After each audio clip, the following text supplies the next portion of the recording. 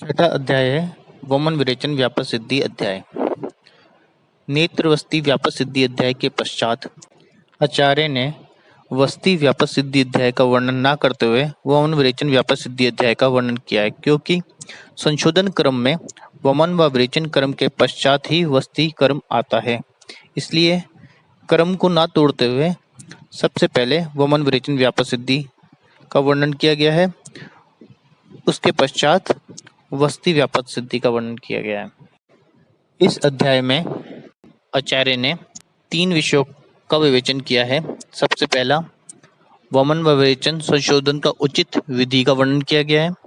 वमन व विरेचन के अनुचित प्रयोग से होने वाले उपद्रव का वर्णन किया है और तीसरा इन उपद्रवों की चिकित्सा के बारे में बताया है। श्लोक नंबर 4 में संशोधन के काल के बारे में बताया गया है। मुख्यतः 3 ऋतुएं होती हैं, ग्रीष्म, वर्षा व हेमंत, जिसमें ग्रीष्म में अत्यधिक गर्मी होती है, वर्षा में अत्यधिक वर्षा होती है और हेमंत ऋतु में अत्यधिक शीतता होती है। इसके अनंतर या इसके मध्य में 3 साधारण ऋतु आती हैं, जो कि है प्रावृत, जो ग्रीष्म और वर्षा के बीच में आती है, वर्षा व हेमंत के बीच में शरद ऋतु और हेमंत व ग्रीष्म के बीच में वसंत ऋतु। ये तीनों साधारण ऋतु होती है, क्योंकि इनमें आमतौर पर मौसम जो है साधारण रहता है। इसमें प्रावृत ऋतु आषाढ़ व श्रावण मास में आती है, शरद ऋतु कार्तिक व मार्गशीर्ष मास में आती है और वसंत ऋतु फाल्गुन व चैत्र मास में आती है। ये 3 ऋतुएं शोधन की सुविधा की दृष्टि से बताई गई हैं। इन्हीं ऋतुओं का विकल्प का विचार कर संशोधन कर्म कराना चाहिए। ये संशोधन काल स्वस्थ पुरुष को दृष्टिगत रखते हुए बताया गया है। रोगी के लिए तो व्याधि की अवस्था का विचार कर जिस काल में जो संशोधन उपयुक्त हो उसका प्रयोग कराना चाहिए। श्लोक नंबर 7 में स्नेन व संवेदन का विधान बताया है। वमन आदि कर्मों के बीच में स्नेन व संवेदन का प्रयोग कराना चाहिए। एक कर्म की समाप्ति के बाद दूसरे कर्म के प्रारंभ से पूर्व स्नेन व संवेदन कराना चाहिए। ये अभिप्राय यहाँ पे बताया गया है। वमन के बाद जब हम विरेचन कराते हैं अथवा विरेचन के पश्चात जब वस्ती कराते हैं तो हमें पुनः स्नेन व स्वेदन का प्रयोग कराना चाहिए, न कि एक ही बार स्नेन स्वेदन के प्रयोग से संपूर्ण 5 कर्मों को कराना चाहिए। श्लोक नंबर 8 में निम्न व्याधियों में अत्यधिक स्नेहपान का निषेध बताया गया है। विसर्प, पीड़िका, शोभ, कामला, पांडु रोगिणा, अभिघात, विषार्तश्च नाति स्निग्धान विरेचेत। अर्थात विसर्प के रोगी, पीड़िका हो जिनको, शोभ, कामला, पांडु के रोगी, इनमें अत्यधिक स्नेहपान कराने के पश्चात विरेचन नहीं कराना चाहिए। विरेचन का अर्थ यहाँ पे संशोधन से है, अर्थात वमन, विरेचन व वस्ती इन रोगियों में जिनको अत्यधिक स्नेहपान कराया हो उसको नहीं करानी चाहिए। जिस व्यक्ति का शरीर अत्यधिक स्निग्ध हो उन्हें स्नेह विरेचन का प्रयोग नहीं कराना चाहिए। अत्यधिक स्नेहपान के कारण जिनका शरीर में दोष उत्क्लेशित हो गए हों उन दोषों का निवारण हेतु रूक्ष विरेचन का प्रयोग कराना चाहिए। श्लोक नंबर 11, 12, 13 में संशोधन से पूर्व स्नेह संवेदन का महत्व कुछ उदाहरण के द्वारा बताया है।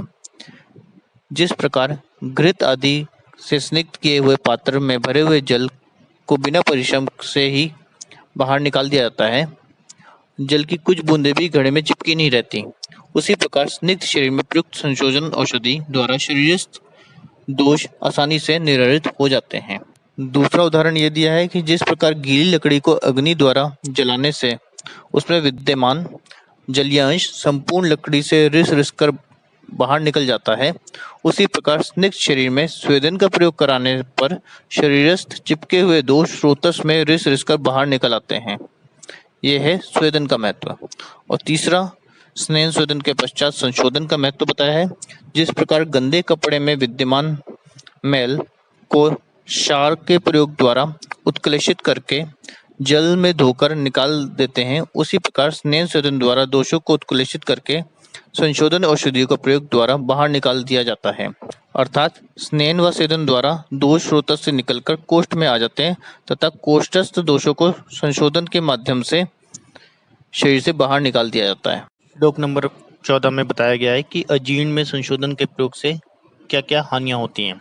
यदि संशोधन औषधि का सेवन पूर्वकृत आहार के पचे बिना किया जाता है तो रोगी को ग्लानि होती है, द्विबंध होता है और पी गई औषधि विपरीत कार्य करती है। जैसे वामक औषधि जो है वो विरेचन कार्य करती है और विरेचन औषधि वमन कराती है। इसलिए अजीर्ण की स्थिति में वमन या विरेचन का प्रयोग नहीं करना चाहिए। नेक्स्ट है संशोधन औषधि की उपयुक्त मात्रा के गुण। औषधि का कम मात्रा में प्रयुक्त होना एवं अधिक कार्यकारी होना, सुखपूर्वक अत्यधिक दोषों के निकलने में समर्थ होना, औषधि का आसानी से पच जाना अर्थात लघुपाकी होना, स्वाद में सुक्कर होना एवं मन को तृप्त करने वाली होना, संबंधित व्याधि को दूर करने में समर्थ होना, विकार को उत्पन्न करने वाला ना होना, अत्यधिक कष्टदायक द्रव्यों को उत्पन्न न करना और उचित गंध, वर्ण और रस से युक्त होना। ये सभी लक्षण मात्रावत औषधि में पाए जाते हैं।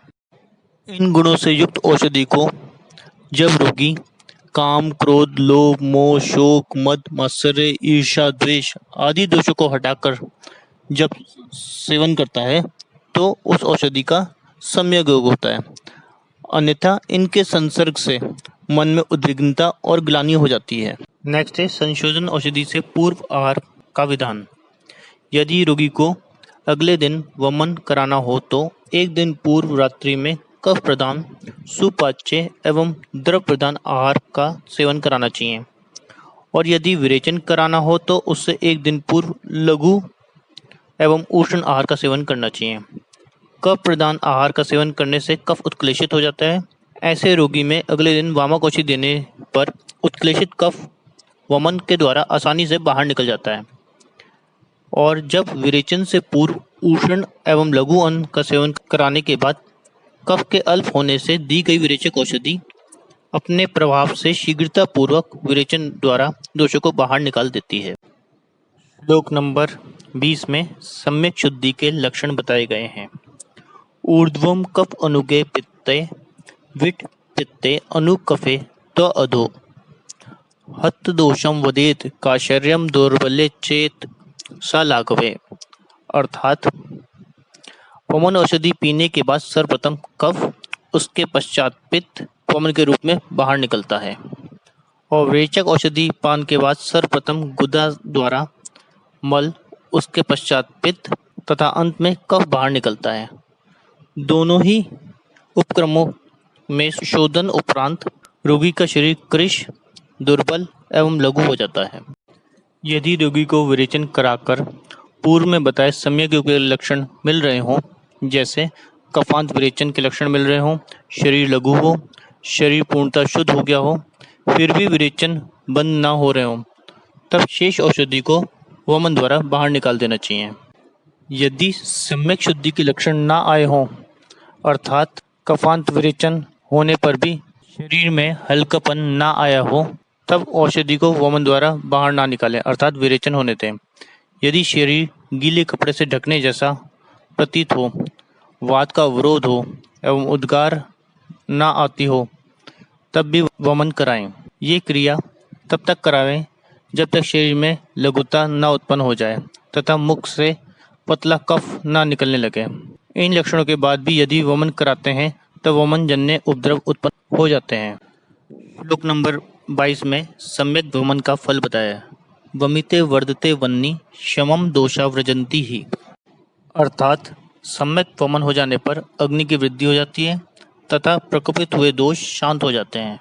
वमन कराने के बाद औषधि के सम्यक लक्षण ना मिलने पर रोगी को लंघन कराना चाहिए। यदि लंघन कराने के बाद सम्यक लक्षण प्राप्त हो जाए तब पेय आदि क्रम का प्रयोग कराना चाहिए।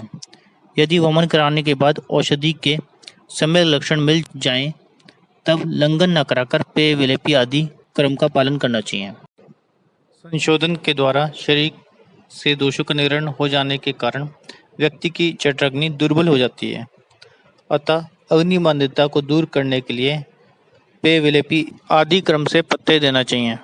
वमन अथवा विरेचन के द्वारा यदि कफ अथवा पित्त पूर्ण रूप से निरस्त नहीं हुआ हो, अर्थात रोगी अल्प रूप से शुद्ध हुआ हो, ऐसी अवस्था में यदि रोगी मद्यपान करने वाला हो अथवा वातपित्त प्रकृति वाला हो तब उसे तर्पण आदि क्रम का प्रयोग कराना चाहिए, अन्यथा पेय के प्रयोग से उसके स्रोतों में अभिसंधितता उत्पन्न हो जाएगी। श्लोक नंबर 26-27 में औषध के जीर्ण व अजीर्ण के लक्षण बताए गए हैं। औषध के जीर्ण के लक्षण अर्थात जब औषध पच जाती है तो रोगी में निम्न लक्षण पाए जाते हैं: वायु का अनुलोमन होना, रोगी को स्वस्थता का अनुभव होना, भूख प्यास का उचित रूप से लगना, रोगी में ऊर्जा का अनुभव होना, आत्मविश्वास का बढ़ जाना, रोगी में लघुता का होना, उसकी इंद्रियों का शुद्ध होना अर्थात इंद्रियां अपने विषय को सुचारू रूप से ग्रहण कर पाएं, उद्गार का शुद्ध होना, ये लक्षण पाए जाते हैं। और जब औषध अजीर्ण हो जाती है अर्थात औषध का उचित पाक नहीं होता, तब रोगी में क्लम का आभास होता है, दाह होती है, अंग सदन अर्थात अंगों में थकावट होती है, भ्रम, मूर्छा, शिरशूल, अड़ती और शारीरिक बल में हानि होती है। नेक्स्ट टॉपिक है व्यापत्ति उत्पादक हेतु। निम्न हेतुओं के विद्यमान रहने पर औषधि उपद्रवों को उत्पन्न करती है। संशोधन औषधि का अकाल में प्रयोग करना अर्थात अनुचित काल में प्रयोग करना, अल्प मात्रा में प्रयोग करना, अधिक मात्रा में प्रयोग करना, औषध का अत्यधिक पुराना होना, औषध का समान गुण धर्म वाली औषधियों द्वारा भावित न होना, औषधि का सम्यक संस्कार न होना। इन गुणों से युक्त औषध शीघ्र ही उपद्रवों को उत्पन्न कर देती है। चिकित्सक के चतुष्पादों की विगुणता के कारण अर्थात परिचारक की विगुणता, संशोधन औषधि के विगुणता, अयोग व अतियोग, वैद्य की व रोगी की विगुणता के कारण 10 प्रकार के उपद्रव होते हैं: आद्यमान, स्राव, हृदय, अंग्रह, स्तंभ, उपद्रव व क्लम। ये अयोगजन्य व्यापद होते हैं। इसके अतिरिक्त परिकर्तिका, जीवादान व गुदभ्रंश और संज्ञानाश ये अतियोगजन्य उपद्रव होते हैं। औषध का उचित रूप से प्रयोग होना ये संयोग कहलाता है। औषध का अधिक प्रयोग होना वो अतियोग कहलाता है। संशोधन औषधि का विपरीत मार्ग से बाहर निकलना यथा वामक औषधि विरेचन कराने लगे या विरेचक औषधि वमन के रूप में बाहर निकले, अथवा औषध का सर्वथा प्रवृत्ति न होना या अल्प मात्रा में बाहर निकलना, यह अयोग कहलाता है। नेक्स्ट है निम्न अवस्थाओं के कारण विरेचक औषधि वमन के रूप में बाहर निकलती है। पहला, रोगी में कफ की उत्कृष्टता का होना अर्थात कफ उत्क्लेशित होकर बाहर निकलने को तत्पर रहना। दूसरा, विरेचक औषधि का दुर्गंधित होना, औषधि का स्वाद मन के अनुकूल न होना, औषधि का अत्यधिक मात्रा में प्रयुक्त होना, पूर्वकृत अन्न के जीर्ण हुए बिना विरेचक औषधि का सेवन करना। इन कारणों के विद्यमान रहने पर ली गई विरेचक औषधि वमन के द्वारा बाहर निकल जाती है। निम्न अवस्थाओं के कारण वामक औषधि विरेचन कराने लगती है। पहला है आतुर का भूख से पीड़ित होना, कोष्ठ का मृदु होना, कफ का अल्प रूप में उत्क्लेशित होना। इन अवस्थाओं में यदि रोगी को तीक्ष्ण औषधि वामक औषधि का प्रयोग कराया जाता है तब वह औषधि शरीर के अंदर दोषों को शुद्ध करते हुए विरेचन के रूप में बाहर निकल जाती है। विपरीत मार्ग द्वारा दोषों का पूर्णतः निर्हरण न होने से अयोग्य नाम दिया गया है। अयोग की अवस्था में दोष बहुत ही कष्ट के साथ शरीर से बाहर निकलते हैं अथवा नहीं निकलते या अल्प मात्रा में निकलते हैं, इसलिए इसे अयोग्य संज्ञा दी गई है। नेक्स्ट है संशोधन औषधि जब जीर्ण हो जाती है तो उसके बाद क्या कर्तव्य करने चाहिए। तो संशोधन औषधि के पीने के बाद बिना उचित रूप से संशोधन हुए यदि वह पाक को प्राप्त हो जाती है तब आतुर को पुनः संशोधन औषधि का पान कराना चाहिए। यदि औषधि पची ना हो तब उस अवस्था में वामक या विरेचक औषधि का पान नहीं कराना चाहिए, अन्यथा अतियोग का भय रहता है। नेक्स्ट है संशोधन औषधि का पुनः प्रयोग कब कराना चाहिए। तो संशोधन औषधि के अयोग की अवस्था में कोष्ठ में गुरुता, लघुता एवं शारीरिक बल का विचार करते हुए मृदु अथवा तीक्ष्ण संशोधन औषधि का प्रयोग कराना चाहिए। अर्थात यदि आतुर का कोष्ठ मृदु हो तथा बल अल्प हो तब उसे मृदु वमन या मृदु विरेचन औषधि का प्रयोग कराना चाहिए, और यदि आतुर का कोष्ठ गुरु हो व आतुर बलवान हो तब उसे तीक्ष्ण संशोधन औषधि का प्रयोग कराना चाहिए। नेक्स्ट है संशोधन औषधि का पुनः प्रयोग कब नहीं कराना चाहिए। तो जिस व्यक्ति का वमन कष्ट के साथ होता हो अथवा वामक औषधि पिलाने पर भी वमन ना हो या अल्प मात्रा में हो अथवा उसका विरेचन हो जाए। दूसरा, रोगी को कोष्ठ क्रूर हो, क्रूर कोष्ठ वाले रोगी में पुनः विरेचक औषधि का प्रयोग नहीं कराना चाहिए अथवा विरेचक औषधि पिलाने पर भी विरेचन ना हो अथवा अल्प हो अथवा विरेचक औषधि का वमन हो गया हो। उपरोक्त दोनों ही अवस्थाओं में पुनः संशोधन औषधि का प्रयोग करने से रोगी की मृत्यु भी हो सकती है, अतः ऐसी अवस्था में वामक या विरेचक औषधि का पुनः पान नहीं कराना चाहिए। नेक्स्ट है, जब बिना स्नेह स्वेदन के रोगी को संशोधन औषधि का सेवन कराया जाता है तो उससे क्या उपद्रव होते हैं।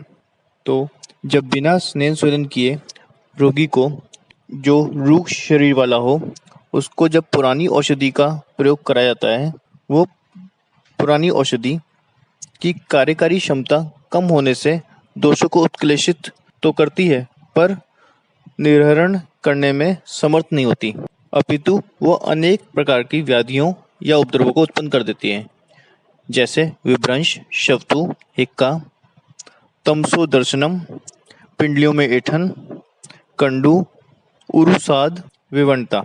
अयोग का एक अन्य रूप भी होता है। यदि रोगी को सम्यक स्नेह व स्वेदन कराया गया हो जठराग्नि दीप, तो ऐसी अवस्था में उसे अल्प संशोधन औषधि दी गई हो तथा उसका पाचन हो गया हो, अर्थात वह जीर्ण हो गई हो अथवा शीत या आम दोष के कारण वह स्तंभित हो गई हो, तब वह दोषों को उत्क्लेशित करके बाहर नहीं निकल पाती। वे औषधि शरीर में रुककर विभ्रंश आदि अयोगजन्य सभी उपद्रव को उत्पन्न करती है। ऐसी अवस्था में बुद्धिमान चिकित्सक को उन सभी अवस्थाओं का विचार करके समुचित चिकित्सा का प्रयोग कराना चाहिए। रोगी को लवण तेल का अभ्यंग कराकर संकर व प्रस्तर श्वेत का प्रयोग कराना चाहिए। औषधि के जीर्ण हो जाने पर संशोधन औषधि का पुनः पान करा के अथवा गोमूत्र मिश्रित निरुवस्ति का प्रयोग कराना चाहिए। निरुवस्ति देने के पश्चात जंगल पशु पक्षियों के मांस रस के साथ शाली चावल के भात का सेवन कराएं। तत्पश्चात मदनफल, पिपली, देवदारू आदि से साधित तेलों की मात्रा पूर्वक अनुवासन वस्ती दें।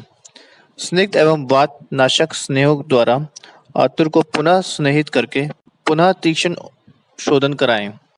अति तीक्ष्ण शोधन द्रव्यों द्वारा आतुर का शोधन ना कराएं, अन्यथा अतियोग हो सकता है। नेक्स्ट है संशोधन के अति योग से उत्पन्न उपद्रव व उसकी चिकित्सा।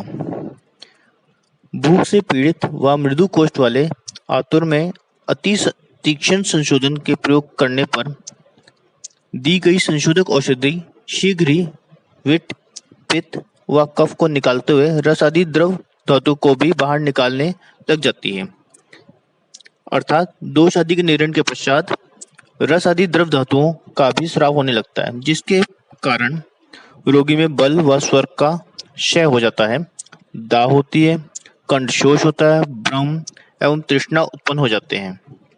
ऐसी अवस्था में मधुर गंध की औषधियों के प्रयोग द्वारा शरीर में विद्यमान शेष संशोधक औषधि को वमन द्वारा बाहर निकालना चाहिए। यदि अत्यधिक वमन हो रहा हो तब मृदु विरेचन कराना चाहिए। वमन अथवा विरेचन के वेगों को शीतल परिषेक एवं अपगाहन आदि के प्रयोग द्वारा रोकने का प्रयास करना चाहिए अथवा कषाय, मधुर व शीत गुण औषधियों का प्रयोग कराना चाहिए। इन्हीं रस गुण वाले अन्न व पान के द्वारा अथवा रक्तपित्त व अतिसार नाशक औषधि के द्वारा अथवा दाह एवं ज्वर नाशक औषधि के द्वारा वमन व विरेचन के वेगों को रोकना चाहिए। नेक्स्ट है अतियोग नाशक कुछ योग बताए गए हैं। वमन व विरेचन औषधियों के अतियोग से होने वाले उपद्रवों की अवस्था में निम्न योगों का प्रयोग करना चाहिए। सबसे पहला है अंजन, चंदन, खस, मज्जा, रक्त, शर्करा उदक एवं लाजा चूर्ण। इन द्रव्यों को डालकर बनाया गया मंत्र अतियोग को दूर करने में श्रेष्ठ होता है। दूसरा, वट आदि शीरी वृक्षों के शुंग के क्वाथ से निर्मित पेय में मधु मिलाकर पीने से वमन अथवा विरेचन के वेग रुक जाते हैं। तीसरा, अतिसारनाशक औषधियों का क्वाथ से साधित शीर अथवा अन्य आहार द्रव्यों को पकाकर आतुर को खिलाना चाहिए। चौथा, जंगल पशु पक्षियों के मांस के साथ शाली चावल के भात का सेवन अतियोग में कराना चाहिए। पांचवा, पिच्छावस्ती का प्रयोग करना प्रशस्त होता है। छठा, मधुर गण की औषधियों के कल, क्वाथ व शीर साधित घृत का अनुवासन के रूप में प्रयोग कराना चाहिए। नेक्स्ट है वमन के अतियोग की चिकित्सा। अत्यधिक वमन हो जाने पर रोगी को शीतल जल से परिषेक कराना चाहिए। तत्पश्चात कफनाशक द्रव्यों के क्वाथ में लाजाचूर्ण, घृत, मधु व शर्करा मिलाकर मंत्र बनाएं तथा उसे पीने को दें। अत्यधिक वमन के कारण यदि रोगी को भयंकर रूप से उद्गार होता हो या रोगी मूर्छित हो जाता हो, तब उसे धनिया, मुस्तक, महुआ एवं रसांजन के समभाग से निर्मित चूर्ण को मधु के साथ चाटने के लिए देना चाहिए। वमन के अतियोग के कारण यदि रोगी का जीवा अंदर की ओर प्रविष्ट हो गई हो, तब कवलगृह के रूप में स्निग्ध अमल एवं लवण रस युक्त हृदय, शीर तथा मांस रस का प्रयोग करना चाहिए। उस रोगी के सामने दूसरा व्यक्ति अमल रस युक्त फलों को खाए, जिसे देखकर रोगी भी खट्टे फलों की खाने की इच्छा करता है, जिससे अंदर प्रविष्ट जीवा बाहर आ जाती है। यदि वमन के अतियोग के कारण जीवा बाहर निकल आई हो, तब उसे तिल व मुनक्के के कल का लेप करके जीवा को हाथ से पकड़कर अंदर प्रविष्ट करा दे। यदि वमन के अतियोग के कारण वाग्ग्रय होता है आवाज का ना आना आदि अन्य वात रोग उत्पन्न हो जाए, तब इस अवस्था में बुद्धिमान चिकित्सक को चाहिए कि वो आतुर को घृत व मांसरस द्वारा साधित पतली या वागु का प्रयोग भोजन के रूप में कराए। जिस व्यक्ति को वमन व विरेचन हो गया हो, जिसकी अग्नि मंद हो, जो उपवास करता हो, ऐसे रोगी में प्राण व अग्नि की वृद्धि हेतु पेय आदि संसर्जन क्रम का प्रयोग कराना चाहिए। नेक्स्ट है आद्यमान के कारण, लक्षण व उसकी चिकित्सा। जिस व्यक्ति के शरीर में वातादि दोष अत्यधिक प्रकोपित हो गए हों, जिसका शरीर रूक्ष हो, जो मंद अग्नि से पीड़ित हो, जो व्यक्ति उदावर्त रोग से पीड़ित हो, यदि ऐसे पुरुष में अल्प बल वाली औषधि या अल्प मात्रा में औषधि का प्रयोग करते हैं, तब वे औषधि दोषों को उत्क्लेशित करके उन्हें स्रोतस में अवरोध करके नाभि को भयंकर रूप से फुला देती है, जिसके कारण रोगी के पृष्ठ, पार्श्व एवं सिर में वेदना उत्पन्न हो जाती है। रोगी के श्वास, पुरीश, मूत्र एवं वायु में भयंकर अवरोध उत्पन्न हो जाता है। ऐसी अवस्था में रोगी को अभ्यंग, स्वेदन व फलवर्तियों का प्रयोग कराना चाहिए। निरु व अनुवासन वस्तियों का प्रयोग कराएं। उदावर्त रोग नाशक अन्य सभी प्रकार के उपक्रमों का प्रयोग हितकर होता है। नेक्स्ट है परिकर्तिका का कारण, लक्षण व चिकित्सा। जिस व्यक्ति का स्नेहन भली भांति हुआ हो एवं जिसका कोष्ठ क्रूर हो तथा जिसमें आम दोष की अधिकता हो, ऐसे पुरुष में तीक्ष्ण औषधि का प्रयोग किया जाए। अथवा जिसका शरीर रूक्ष हो, कोष्ठ मृदु हो, रोगी थका हुआ हो तथा जो शारीरिक रूप से दुर्बल हो, ऐसे व्यक्ति में तीक्ष्ण विरेचक औषधि पिलाई जाए। ऐसी अवस्था में प्रयुक्त औषधि गुद मार्ग द्वारा शीघ्रता पूर्वक आम दोष को बाहर निकाल देती है। इसके साथ ही उदर में तीव्र शूल तथा झाग युक्त रक्तस्राव होने लगता है। इन लक्षणों से युक्त व्याधि को परिकर्तिका कहते हैं। इस व्याधि की चिकित्सा इस प्रकार करनी चाहिए। आम की अवस्था में आम पाचनार्थ, लंघन, पाचन, रूक्षण, उषण एवं लघु आहार द्रव्यों का सेवन कराएं। कृष व्यक्ति में मधुर रस प्रधान औषधियों द्वारा शरीर का ब्रहण कराएं। इसके साथ ही इसमें सभी प्रकार की ब्रहण औषधि का प्रयोग कराना लाभप्रद होता है। यदि पूर्व उपक्रमों द्वारा आम दोष का पाचन हो जाए और फिर भी रोगी को परिकर्तिका का अनुबंध हो, तब रोगी को क्षार, अमल एवं लघुवर्ण युक्त औषध एवं आहार द्रव्यों का सेवन कराना चाहिए। यदि वायु की उल्लवणता हो, तब निम्न योगों का प्रयोग कराना चाहिए। पुष्प काशीस में क्षार एवं सैंधव लवण मिलाकर उसमें अनार के रस व घृत मिलाकर आतुर को पिलाना चाहिए। कषाय मधुर शीत गुण युक्त औषधियों द्वारा बनाई गई पिच्छावस्ती का प्रयोग कराना चाहिए। यष्टि मधु के कल्क व क्वाथ में विधि पूर्वक साधित स्नेह की अनुवासन वस्ती प्रयोग करानी चाहिए।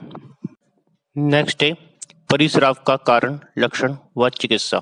अत्यधिक दोषयुक्त रोगी में अल्प मात्रा में अथवा अल्प वीर्य वाली औषधि का प्रयोग कराने पर वे दोषों को उत्क्लेशित करके थोड़ी थोड़ी मात्रा में बाहर निकालती है, जिसके परिणाम स्वरूप रोगी में कंडू, शोफ, कुष्ठ, गौरव, अग्नि का उत्क्लेश, बल उत्क्लेश, स्थैमित्य, अरुचि आदि लक्षण उत्पन्न हो जाते हैं। उसे परिस्राव कहते हैं। ऐसी अवस्था में बढ़े हुए दोषों को शांत करने के लिए वमन द्वारा बढ़े हुए दोषों को बाहर निकालना चाहिए एवं स्नेहन कराकर पुनः तीक्ष्ण औषधि पिलाकर विरेचन कराना चाहिए। शरीर के शुद्ध हो जाने पर चूर्ण, आसव एवं अरिष्टों का प्रयोग कराना चाहिए। नेक्स्ट है हृदय गृह के हेतु, लक्षण व उसकी चिकित्सा।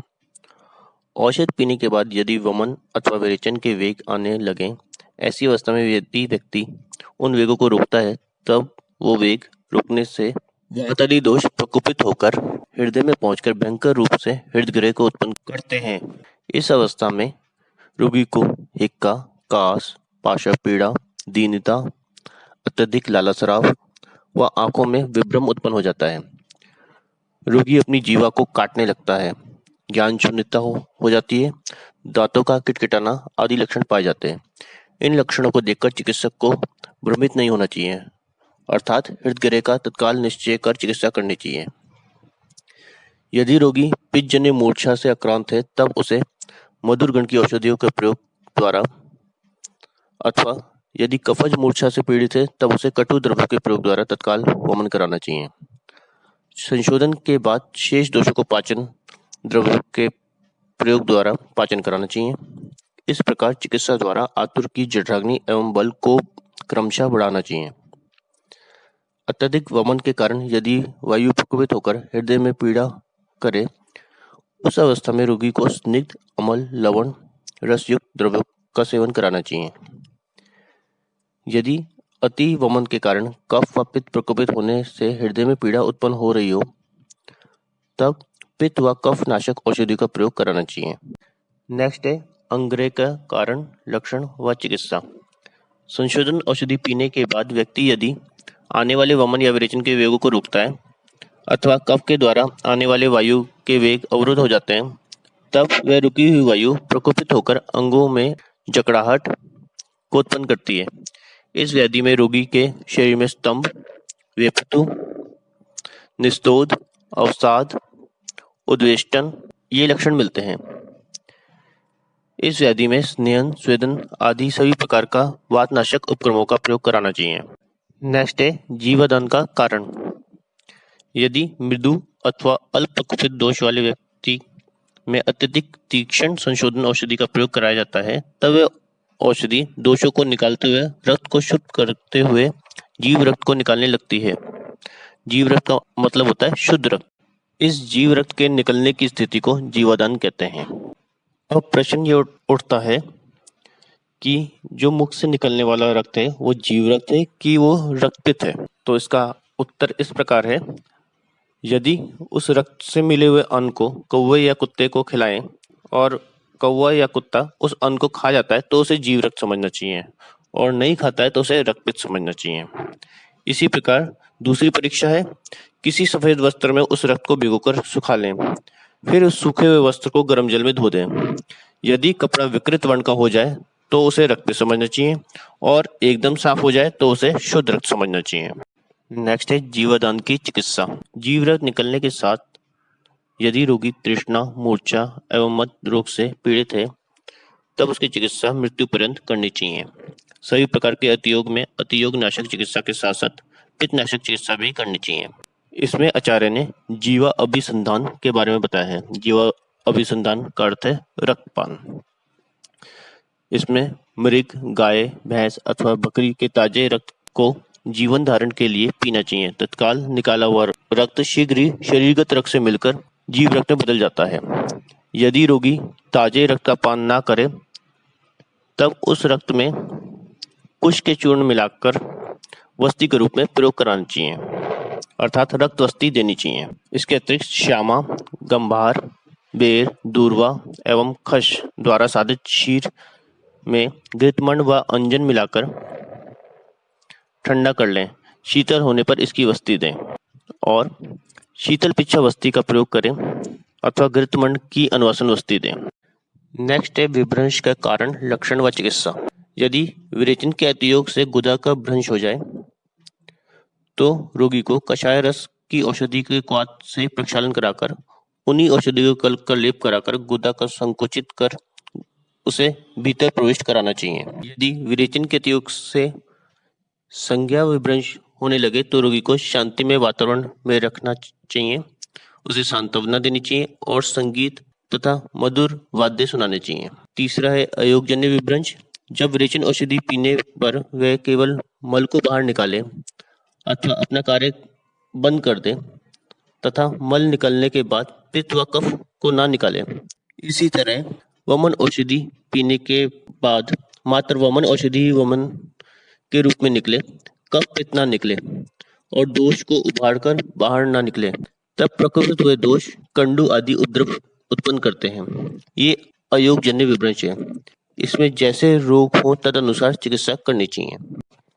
नेक्स्ट है स्तंभ का कारण, लक्षण व चिकित्सा। यदि सम्यक रूप से स्नेहित पुरुष स्नेहयुक्त संशोधन औषधि का सेवन करता है तब वह औषधि मृदु गुण के कारण दोषों द्वारा आवृत हो जाती है। परिणाम स्वरूप वह दोषों को बाहर नहीं निकाल पाती, अपितु वह अपने स्थान में विचलित दोषों को स्तंभित कर देती है, जिसके फलस्वरूप रोगी में वातसंग, गुदस्तंभ, गुदशूल तथा अल्प अल्प मात्रा में पुरुष निकलता है। इस अवस्था में रोगी में लंघन व पाचन औषधि का प्रयोग द्वारा दोषों को पाचन कराना चाहिए। तत्पश्चात तीक्ष्ण वस्ती अथवा विरेचन द्वारा दोषों को बाहर निकालना चाहिए। नेक्स्ट व्यापक है उपद्रव। उपद्रव के कारण, लक्षण व चिकित्सा। यदि रूक्ष तथा अल्प बल वाले पुरुष में रूक्ष विरेचक औषधि का सेवन कराते हैं तब वह औषधि शीघ्र ही वायु को प्रकोपित करके भयंकर उपद्रव को उत्पन्न करती है। इसमें रोगी के शरीर में भयंकर रूप से पीड़ा तथा जगड़ाहट उत्पन्न हो जाती है एवं रोगी मूर्छित हो जाता है। इस अवस्था में स्नेन व संयोजन के साथ साथ सभी प्रकार के वातनाशक उपक्रमों का प्रयोग कराना चाहिए। वमन व विरेचन का अंतिम व्यापक है क्लम। इसके हेतु, लक्षण व चिकित्सा इस प्रकार है। जब स्निग्ध एवं मृदु कोष्ठ वाले पुरुष में मृदु संशोधन औषधि का प्रयोग कराते हैं तब उसके द्वारा कफ व पित्त उत्क्लेशित होकर वायु को अवरुद्ध कर देते हैं। परिणाम स्वरूप रोगी में शीघ्र ही तंद्रा एवं गौरव से युक्त क्लम रोग उत्पन्न हो जाता है। इसके साथ ही रोगी में दुर्बलता एवं अंगसात भी होता है। इस अवस्था में आतुर को शीघ्र ही वमन कराना चाहिए। लंघन व पाचन औषधि का प्रयोग द्वारा दोषों का पाक करें, तत्पश्चात स्निग्ध एवं तीक्ष्ण संशोधन औषधि का प्रयोग कराएं। इति अग्निवेश कृते तंत्रे चरक प्रतिसंस्कृते अप्राप्ते दृढ़बल संपूरिते सिद्धि स्थाने वमन विरेचन व्यापक सिद्धि नाम षष्ठो अध्याय समाप्तम्।